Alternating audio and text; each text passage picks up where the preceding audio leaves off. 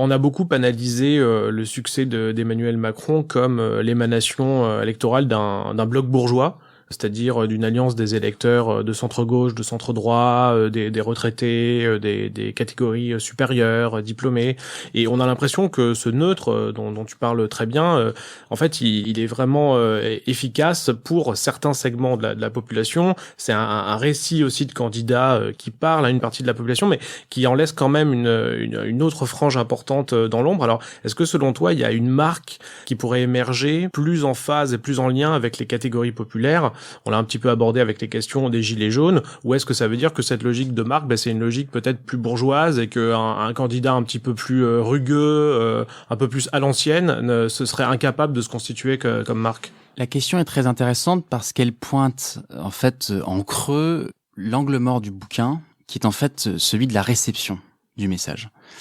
Moi, je me suis cantonné à une logique vraiment d'émission de messages, mais effectivement, l'envers est très intéressant. J'ai été très marqué par la lecture de l'essai de Jérôme Sainte-Marie, Bloc contre Bloc, qui effectivement théorise cette opposition entre bloc bourgeois ou bloc élitaire dans son expression et bloc plutôt populaire, qui est une démarche de sociologie électorale et qui est compliquée à faire coïncider complètement avec cette logique plutôt marque. La force d'une marque, c'est d'être dans une logique d'offre. Presque dans un premier temps, se détacher des considérations de la demande et de l'état de la population et de la société, c'est vraiment de proposer un projet qui peut-être est à contre-courant, qui peut-être au départ nous convainc une portion restreinte de la population, mais qui, avec sa force d'entraînement et avec la capacité de son récit, de son imaginaire qui développe, va chercher à agglomérer et à s'étendre davantage. Je crois que ce sera beaucoup plus efficace pour un candidat qui cherche à adresser précisément cet électorat populaire, à ne pas en faire une marque populaire.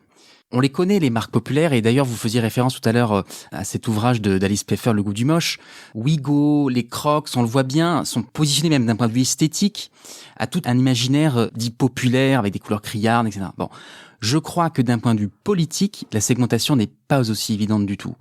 J'ai gardé en mémoire beaucoup de verbatim d'études quali du temps du général de Gaulle, de classe populaire, qui disait: moi, le général de Gaulle, je l'apprécie parce que précisément, il manie la langue française de façon extrêmement fine et extrêmement pointue et extrêmement noble.